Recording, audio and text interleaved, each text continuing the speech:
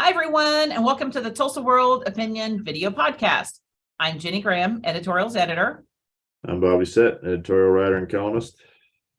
And we both watched the governor's debate last night, or public forum. I don't know. Is it a debate? Because debate versus question and answer. What do you think? Well, let's just call it a debate, whatever. Debatey. We were at the Tulsa Press Club watching it with about 50 other people. Yep. It was kind of an interesting crowd, but we're kind of heading. We've got a little more than a week and a half left of the campaign season. Mm-hmm. Governor's obviously kind of top of the ticket, but we've been meeting all kinds of people down the ballot. But for the governor, what was your takeaway from that debate? Wow. Well, it was interesting to watch it and then read people's reactions to it on Twitter. And I think that's, depending on who your audience is and stuff like that, you probably got a different spin on, who won or whoever like that. Yeah, I don't know if anyone wins. No, mm-hmm. It's not like there's a scoreboard, right? No, I thought that, just being frank in terms of styles and stuff like that. Right. I've always saw Kevin Stitt is the guy in the showroom. He is the guy who is, closing deals and stuff like that. He's got a good pitch. He's got a good way of communicating things like that. He's a closer. So I knew that in terms of like style and stuff like that, he would come across that way. And I thought in the beginning of the debate, he came off pretty strong. Kind of faded down the stretch a little bit.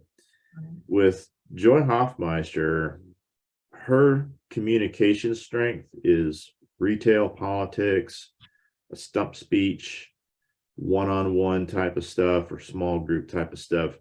The debate format isn't so much of her wheelhouse. So I thought there was probably some points she could have made early on that just didn't quite hit. But I thought she got stronger as it went on. She had some pretty good zingers in there toward the end. Mm-hmm. I mean, in these things, I will tell you, I was a little let down that the first question was, yeah, what are your side hobbies? I'm like, really? This is the only governor's debate. And the first question is, what do you do in your spare time? But then I started thinking about all the stupid questions I've had to ask candidates in the past. So other things that could have been, what's your favorite fast food? That could have been equally a good opener. One was barbecue. I'm gonna guess that it's barbecue for Stitt and maybe a chicken Caesar salad with fruit at Wendy's for Joy Hofmeister. That's my guess. You think he's still in the barbecue? Or I had to ask governor candidates once who would play them in a movie. That was in the Mary Fallon, Jerry asking, and these were not questions I wanted to ask. This was an editor assigned task. And Mary Fallon said Sandra Bullock would play her. And Jerry Askin said that Meryl Streep would play her because she said Meryl Streep can play anybody. She was right. Jerry Askins would be correct. Meryl Streep could play anybody. So that was a little disappointed that the first question, I get it. You want to start nice and all that. But, I just don't know if anyone's minds are changed by these. Do you think they are? I think anytime you're talking about these kind of elections, you're starting to pick at the margins if it's closer. And all the polls are telling us that the race is fairly close, depending on which poll you're looking at. But the majority of them show this, within small single digits. So in that case, these debates, if they can win you a few thousand, it matters. The problem was accessibility. Most debates like this are broadcast on a network television station. And this one was relegated to a live stream on Facebook through, Channel 9 in Oklahoma City. So I don't know how many people actually watched this thing unless they were just kind of like going, yay team, boo bad guy. So no, I don't know. And I don't really know if a lot of people are going to see what we saw. And probably to your point, more of an unspoken point, is we didn't learn much new outside of the zinger question of the night, asking the candidates whether or not they had smoked marijuana. And that time we actually did learn a couple things. Yes. So yeah. Well, for people who didn't watch it, Joy said no, and Kevin Stitt said yes. So there you go. But what's interesting, Joy, because we are going to be voting on recreational marijuana in March, she said that she supported the measure because right now we pretty much have de facto recreational marijuana anyway. I mean, anyone who's gotten if you want a medical marijuana card, you can get one. Yeah, you really can. I mean, it's crazy. And we just have this whole patchwork. So she's for it just because it's like that anyway. We might as well be open about it, regulate it, tax it, and be, that. And she said she liked the voters voting on it, that backed the initial petition. Governor Stitt, who has smoked marijuana, is against the measure, citing what we have now is working, basically. We got to strengthen some of the regulations. That was my takeaway on that question. Yeah. Which, just kind of showing the juvenile side of myself there, and a lot of other people on Twitter anyway, is not as many people were talking about the fact of what their positions were on that, rather than, oh my gosh, the governor's admitted that at one time he had smoked some marijuana. I mean, okay, but he's a Gen Xer, right? Yeah, they both are. Is this even a thing? It's like people coming out. It's like, are we still doing this? Is it still a question? Yeah, it's not like it was when Bill Clinton. He used to tank a campaign. Oh, he smoked pot. He's clearly. I'm like, what is that? Nobody cares now. It's a but But when we have editorialized on, the federal government needs to change that. I mean, they're equating marijuana to like cocaine. I mean, clearly I think the federal government has always been out of step with this, not the state. But yeah, I mean, so that was interesting. We learned that, but it did. I think for these kind of things, if you were already going to vote for the Governor Stitt or Joy, you came away feeling good about that. Neither of them embarrassed themselves. Both of them seemed to handle, the questions. They seemed to get their points in pretty well. I mean, I don't think they lost any of their supporters, is where I'm coming from. One small bit of stagecraft that I thought was very interesting. Again, it doesn't make a hill of beans of who is better or worse at being governor. Mhm. But at the very end, Joy Hofmeister had the last word, and she stepped out from behind the lectern and just started talking like she was talking to an audience, almost Southern Baptist preacher-ish, coming out there with the microphone and just comfortably walking on the stage and getting away from the cage of the lectern. And I thought that was interesting. That was definitely planned, and it sort of melted into, or sort of dovetailed into, what she is trying to get across is that, hey, let's have a little real talk here. I want to work for the people. So, standing out there, the stagecraft of it doesn't guarantee that's going to be that way. But I thought that was a very interesting way to close it out and sort of steal the last scene of the debate. Yeah, I called it the Miss America moment, where you walk out. Yeah. And I was also in the juvenile part of me, because I'm always like, I was thinking, like, if I were Governor Stitt, I would be so tempted to do the Will Ferrell thing, where like I'd go into the screen, like I just edge my way in. Like I would totally have ruined if I were the, but he didn't. He was very professional. Well, do you remember in 2016 her time? But I would have been very like, don't forget about me. I'd be in the corner. Do you remember in 2016 where they had the kind of the town hall style stuff, and they were, Hillary Clinton and Donald Trump were able to sort of wander the stage, and when she was out there, Donald Trump kept like following, just kind of following around and skulking over her and stuff like that. I was like, I wonder if we are going to get into that right It now. was tempting. So, but yeah, that was kind of an interesting bit of optics. But you Yeah. know, you had written what we have both written for this weekend is election related, because I think we're kind of in, unlike maybe other normal people, we're sort of in this bubble of the campaigns and sorting it out and trying to figure out truth, trying to figure out who's good for the job. You know, we dig into it a little bit more than maybe the average voter. But you had written your column this weekend was intriguing to me because it was something that Senator Langford came in to meet with us, and it was an interesting talk. Senator Langford's always an interesting talk. We find areas we agree on, we find areas we don't, but it's always, I always appreciate that time with him.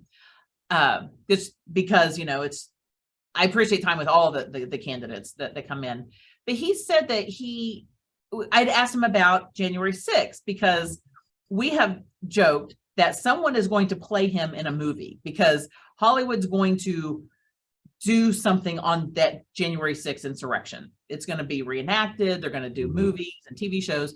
And because Senator Langford was talking or speaking on the floor of the Senate at the time, someone's going to have to play him, right?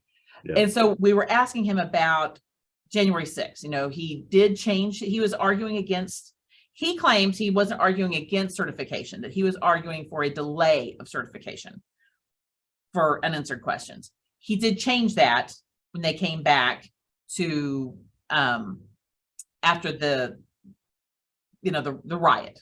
He changed his vote. But we, you know, in asking that, he said no one ever asked him about that. That we were like the first people in 8 months to have brought up his feelings about January 6th. You had a very interesting reaction to that in thinking about it. You didn't at the time, but I think that it's weighed on you. What was your takeaway from that bit of knowledge that Oklahomans aren't asking our senator about that? It kind of bothered me. And it didn't bother me that that's what his answer was. I mean, he's just the messenger, okay? You know, people aren't asking him about it, and he was answering a question. You know, people aren't asking me about it. It bothered me that nobody's asking about it. It's like, you know, we're a year and a half removed from the most serious constitutional crisis in less than a century and a half. We saw people die in the Capitol.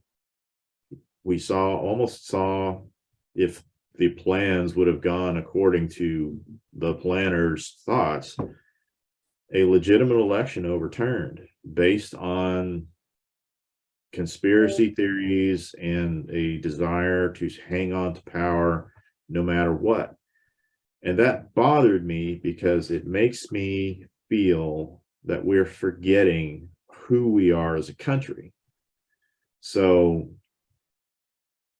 you know, I've been able to go overseas a little bit, been able to talk to some people and, you know, ask them about where they live, what they think of their country, and they can ask the same of me. And something about our nation that's different from most of these places is we are not tied to a piece of land. We're not tied to a race. We're not tied to a language or anything like that, like a lot of other countries are. We're tied to an idea. And it is an idea that is basically a social contract that we trust in the law of the land, which in this case is the Constitution, and that we have a system and a precedence of a peaceful transfer of power from one elected official to the next, depending on who wins. But we've been hacking away at the trust in these systems to the point that I believe we're still in some kind of danger right now. Corey Jones wrote a story that appeared over the weekend that I found very interesting. Him and a lot of other reporters within the Lee Enterprises family of newspapers were examining what a lot of officials in other states were doing in terms of election denial, you know, trying to move that whole narrative forward in terms of taking control of different states' election periods or election systems. if we get to a point where we don't trust that our ballot matters anymore, we've lost ourselves, because all of the ideals that we supposedly live up to, that we are anchored in, suddenly become extremely weak and just kind of brittle in our hands. Then we become something else. And what that is, it's going to be less than what we are and what we've grown accustomed to being. So yeah, that bothered me, and it still bothers me. And I know that people might react saying, hey, look, January 6th, that was 2021. It worked out. You need to get over it. And I'm telling you, I can't really get over it, because there is a not small minority of people in this country who also have not gotten over it, but in the other way. Right. I mean, I remember that day, people that I grew up with, that I know, saying, I wish I was there. I'd be right there with them. I'm like, you would really attack the Capitol? You would really hang the vice president and murder Nancy Pelosi? I mean, that's what we were talking about. This was, and so, yeah, I'm there with you. And I think the gravity of the situation has lessened, and it shouldn't, that we were that close to complete, unraveling. And there's this sense that we, as journalists, as people who write about this, need to call that out more. And that's been difficult, because we, coming from the news side, I mean, we're in the opinion section editorial, but on the news reporters, it's always been, you get both sides, right? Mm-hmm. You give everyone ample, and they do. But when you have people who are not telling the truth, giving half, mischaracterizing information, I mean, that's sort of what we've been dealing with for the last, 5-6 years. And when a reporter goes to correct that, to say, no, this is the fact, then you're called biased. And that's really kind of changed the playbook, I think, in news and journalism, which is, when you're trying to correct the record, it's not bias. It's just a fact. And it's when you can't agree on the facts, when you can't have these shared understanding, it makes our job harder. And I personally think that for people who continue to push false narratives, push bad information, we have to call them out on that. We have to say, these people continue to say, our democracy, whatever, that our elections are stolen or not safe. And there's a growing number of people that won't engage with their opponent. They won't engage with other constituents. And those bother me. And that's what I wrote about a little bit for this week. Which was, and I started with the question of, where are people getting their election news? Not news. I was wanting to know, how are people decide, what news do they believe? What information, I should say, do they believe on candidates? Is it mailers? Are they buying into what they're seeing on television? Are they reading newspapers here? I mean, that was my question. And there's really not a lot of good information out about that. I mean, there's a lot of research or data on where people get news, whether they trust news, but not a lot on what are they basing their vote on. And so that's still, to me, sort of the question. Those marketing campaigns is what it is. I mean, it's propaganda, these campaigns, these mailers, the dark money ads. I mean, they're all carefully curated to produce an image. Yeah. And if you don't meet a person in person or see them interact with constituents or in a debate or in a public forum, then all you're getting is this very slick, one-dimensional kind of idea. Mm-hmm. And that's, to me, propaganda. I'm not going to believe that. That's just me being me. And so I wrote a column about, try to find, get people in person. That's what, when we write an endorsement, we have spoken to these people. We have interviewed, we've reached out to the opponents. Because you get a different sense of a person in person. I've completely changed my mind having actually met a candidate. That what I saw online was not the person that walked into that room. A lot of times they're a lot more nuanced and complex and thoughtful that this, image online and in their mailers just didn't add up. And I've had it the other way, that someone I thought was really great and had a lot of came in and completely unprepared, only talking points, couldn't really engage in much beyond that. And so I always try to tell people, if there is a community meeting where your state lawmaker is at, go to it. If there's a debate, watch it. But, I'm really growing leery of the people who want to represent us, but don't want to, that won't meet their opponent on a stage. Like that makes me really wary of that. Can they not handle it? Do they not really want to engage with differing opinions? Yeah. And then there's a growing number of people who just won't talk to local media, which I know media is beat up on, but I mean, we're here with you.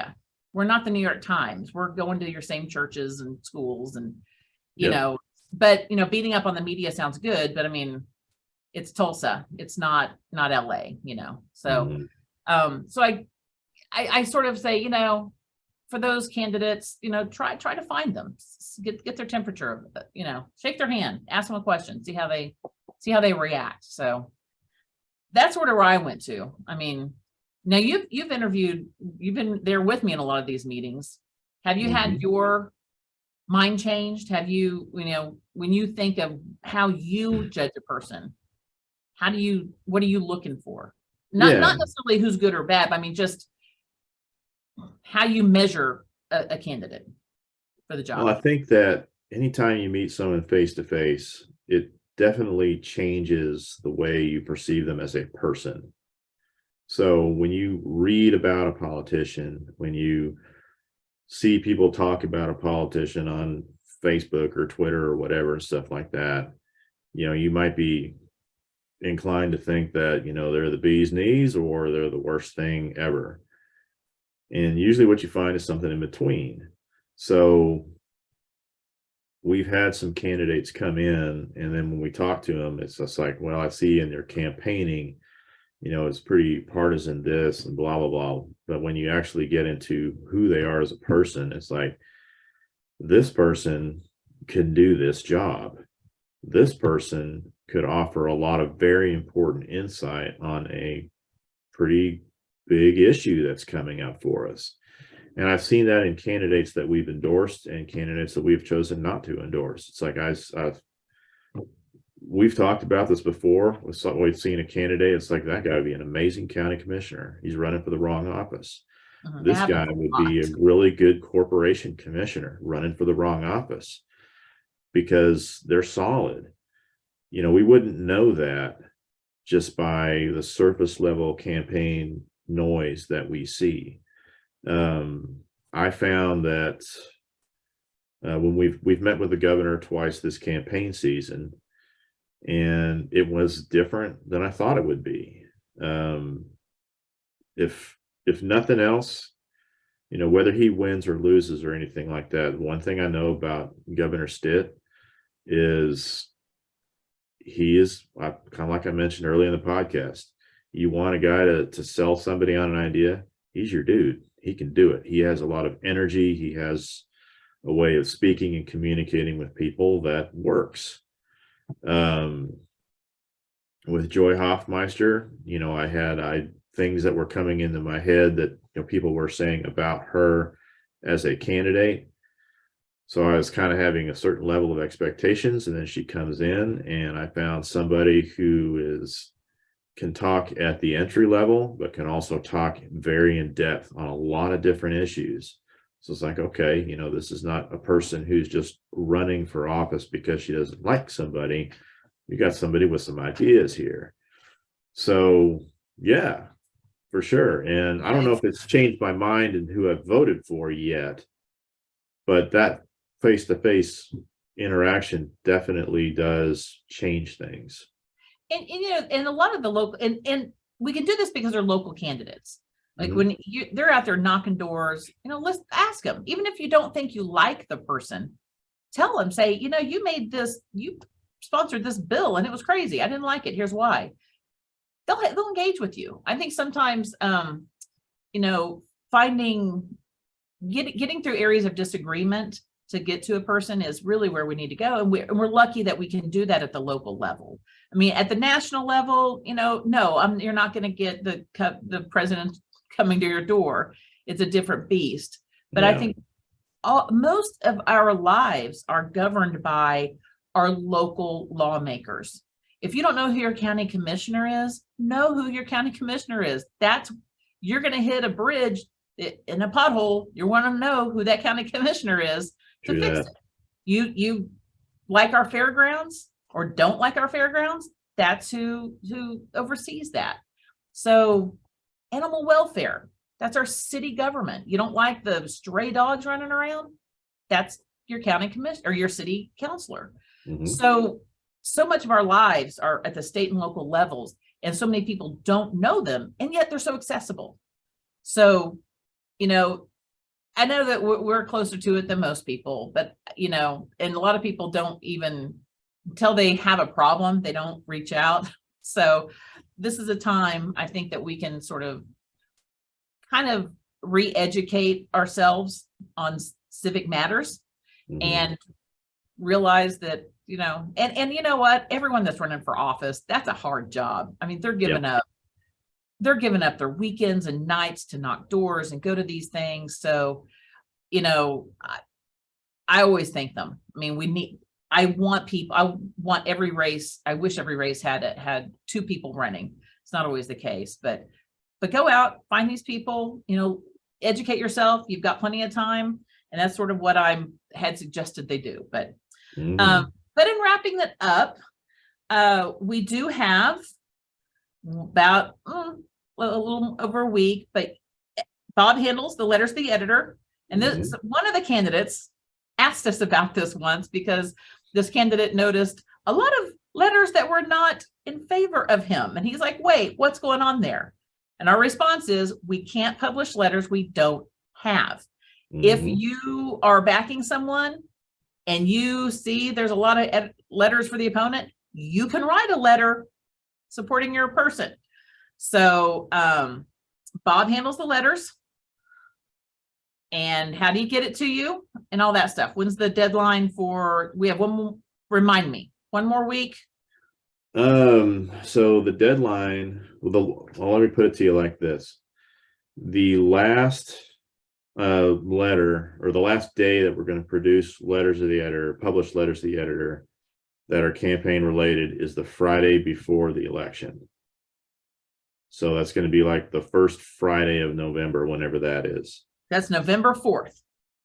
If you want your letter published, it has to be into our hot little hands the Wednesday before that Friday.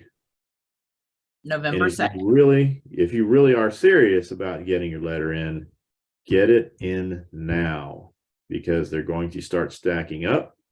People are going to start writing like crazy.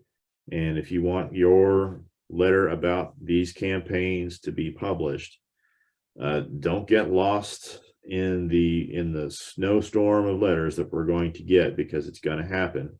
And if you send it too late, I can't help you. We have a cooling off period the weekend before, the days before the election, where we do not publish any campaign related letters. And that's just going to be the way it is. So if you want to submit one to us, you can go to tulsaworld.com, go to the opinion section. There's a link to send, to write up and send in a letter. Go ahead and do that. That's the easiest way to do it. That is the easiest way, because it's 250 words. And so it counts it for you. And yes, you have to use your name. This isn't the Wild West of the internet. We hold ourselves to a higher standard than the comments on Instagram. But it is, a lot of people ask, the letter sway this or if the letter meets our standards, we publish it. Okay. But as Bob said, what'll happen is November 2nd, we'll end up with 30 letters for the campaign related letters. Well, we're only going to be able to publish maybe 12 of those. So get them in early so we can have time to publish them. Yep, get them in now. That Right. way you're more guaranteed a spot than you otherwise would be. The later you wait, the less chance you're going to see your letter published. Exactly. So on that, I hope everyone has a good weekend. I know I'm looking forward to having a little break. Mm-hmm. And Bob's always going to do something fantastic and healthy. Yeah, So maybe. Yeah, so anyway, until next week, thank you, everyone. See ya.